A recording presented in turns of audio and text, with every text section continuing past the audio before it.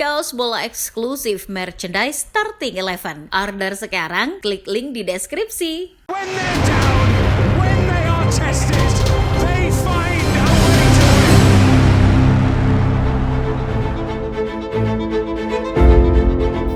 Kalau Mimin disuruh milih, mungkin pertandingan antara Real Madrid dan Atletico Madrid jadi yang paling seru di babak 16 besar Liga Champions musim ini. Namun jika ditanya siapa tim yang paling mengejutkan di UCL musim ini, mungkin kita semua sepakat bahwa jawabannya adalah Aston Villa asuhan Unai Emery. Tak seperti Real Madrid dan Bayern Munchen yang harus melewati babak playoff terlebih dahulu, Villa justru duduk manis di urutan ke-8 dan berhak lolos langsung ke babak 16 besar. Dan kemarin, salah satu wakil Inggris itu mengamankan satu tiket ke babak 8 besar setelah mengalahkan klub Brugge dengan agregat 6-1. Penampilan impresifnya di Liga Champions musim ini menimbulkan daya tarik tersendiri. Di saat tim-tim raksasa macam Liverpool, Juventus, dan AC Milan berguguran, Villa justru tetap stabil di jalurnya sendiri. Lantas, bagaimana cara Villa melakukannya? Sebelum kita bongkar rahasianya, kalian bisa klik tombol subscribe dan nyalakan lonceng terlebih dahulu agar tak ketinggalan konten terbaru dari Starting 11 Story. Sebelum berbicara lebih dalam tentang bagaimana resep rahasia Aston Villa di Liga Champions, kita akan memberikan apresiasi terlebih dahulu atas capaian mereka. Bermodalkan agregat 6-1 saat mengalahkan klub Brugge, Marcus Rashford CS berhasil mencapai babak 8 besar Liga Champions musim 2024-2025. Ini adalah kali pertama bagi Aston Villa setelah terakhir melakukan itu hampir setengah abad yang lalu, atau tepatnya pada Liga Champions musim 1982-83. 42 tahun lalu, klub yang bermarkas di Villa Park itu lolos ke babak 8 besar, setelah pada musim sebelumnya mencatatkan sejarah dengan menjuarai kompetisi tersebut. Namun sayang, sang juara bertahan bertekuk lutut di hadapan Juventus. Riwayat di masa lalu itu yang bisa dibilang jadi bekal tambahan di Liga Champions musim ini. Dengan adanya DNA Eropa yang mengalir di diri Aston Villa, mereka sedikit banyak terbantu untuk melaju jauh di kompetisi antar klub terbaik di Eropa itu. Namun, bukan cuma itu saja, DNA Eropa juga semakin kental musim ini. Mengapa demikian? Karena Villa baru saja mendatangkan Marco Asensio dari PSG. Loh, emang apa hubungannya? Sejauh ini jika dibandingkan dengan rekan-rekan satu timnya di Aston Villa, Asensio jadi pemain paling berpengalaman di Liga Champions. Selain karena sudah mengemas 71 pertandingan di UCL, Asensio sudah meraih 3 gelar bersama Real Madrid. Pengalaman dan DNA juara UCL yang dimiliki Asensio bisa sangat membantu tim untuk membangun mental bermain yang lebih baik. Pengalaman Asensio dalam menghadapi tekanan dan intensitas pertandingan yang lebih tinggi juga bisa ditularkan kepada para punggawa The Villains. Selain Marco Asensio, musim ini Villa juga memiliki beberapa pemain lain yang berpengalaman di Liga Champions juga, seperti Ian Maatsen yang musim lalu mengantarkan Borussia Dortmund ke final Liga Champions, dan Marcus Rashford yang punya 35 caps di UCL bersama Manchester United. Bukan cuma dari materi pemain, sang pelatih, yakni Unai Emery pun punya sepak terjang yang apik di kompetisi Eropa.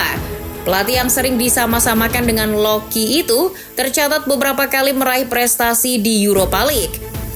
Setiap tim yang dilatihnya seakan memiliki jaminan untuk juara jika tampil di Europa League.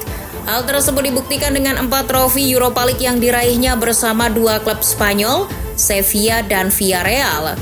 Tercatat hanya Arsenal yang sudah diantarkan sampai Emery sampai final, tapi gagal menjuarai kompetisi kasta kedua Eropa tersebut. Tapi kan prestasi Emery masih 0 besar di UCL. Tidak salah juga, pas sama PSG pun Emery hanya mentok di babak 16 besar musim 2016-2017 dan 2017-2018. Tapi setidaknya pelatih asal Spanyol itu pernah mengejutkan dunia ketika membawa Villarreal menembus semifinal Liga Champions musim 2021-2022. DNA Eropa yang kian kental di Aston Villa didukung dengan komposisi skuad yang seimbang. Di bawah kendali Monchi selaku direktur sepak bola, aliran transfer pemain Villa terlihat lebih rapi. Pemain yang keluar selalu digantikan oleh pemain yang memiliki kualitas yang sama, bahkan justru lebih baik. Seperti ketika ditinggal salah satu gelandang terbaiknya yakni Douglas Luiz ke Juventus, Villa mendatangkan Amadou Onana dari Everton. Secara kualitas dan gaya bermain keduanya hampir sama. Onana yang berposisi sebagai gelandang bertahan juga memiliki naluri menyerang yang sangat baik sama seperti Luiz. Tak cuma itu, saat Villa kehilangan John Duran di bursa transfer musim dingin, klub dengan cepat menemukan penggantinya. Marco Asensio dipinjam dari PSG untuk menggantikan Duran. Sadar akan persaingan ketat di UCL dan jadwal kompetisi yang semakin padat, Monchi juga memperdalam skuad. Pemain-pemain yang didatangkan pun bukan sembarangan, contohnya seperti Donny Malen, Ian Maatsen, Cameron Archer, dan Marcus Rashford. Dengan begitu, Emery punya keleluasaan untuk meramu skuadnya.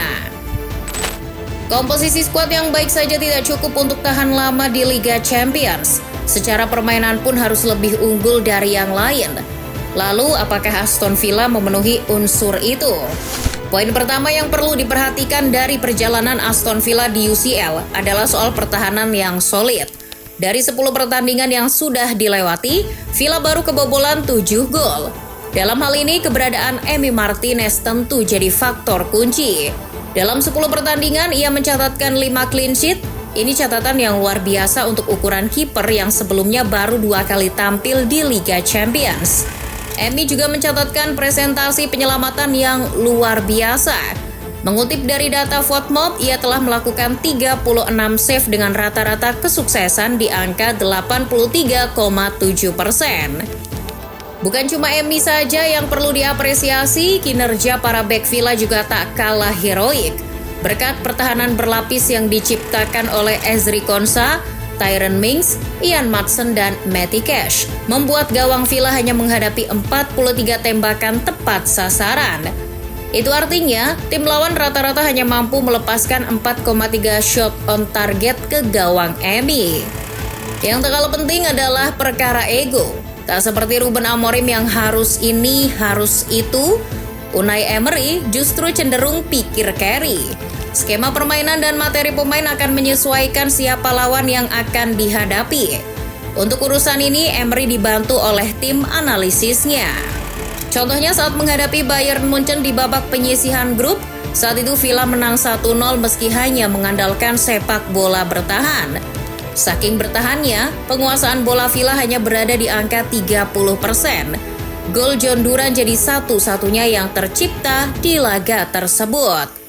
Berawal dari umpan panjang dari Pau Torres, Duran langsung melepaskan tembakan first time dari luar kotak penalti. Bola melambung melewati Manuel Neuer yang jauh meninggalkan gawangnya. Ternyata tim analisis Villa yang digawangi Josep Ure, Joe Bucknell, Victor Manas, dan Jose Antonio Romero telah memprediksi hal tersebut. Tim analisis Villa memahami bahwa posisi Neuer selalu tinggi, jadi peluang ini bisa dimaksimalkan. Lalu di latihan terakhir jelang menghadapi Munchen, Emery meminta asisten pelatihnya untuk menambahkan porsi latihan tembakan first time kepada para pemain depan Villa. Begitupun saat menghadapi klub Brugge di babak 16 besar, Villa sebelumnya pernah kalah dari wakil Belgia itu di penyisihan grup. Namun kekalahan itu dijadikan bahan pembelajaran. Laga yang berakhir dengan 1-0 untuk Brugge dibedah oleh tim analis. Kesalahan yang terjadi pun diperbaiki. Alhasil Villa bisa menang telak di fase gugur. Di babak 8 besar nanti PSG sudah menunggu. PSG jelas lebih berpengalaman di Liga Champions.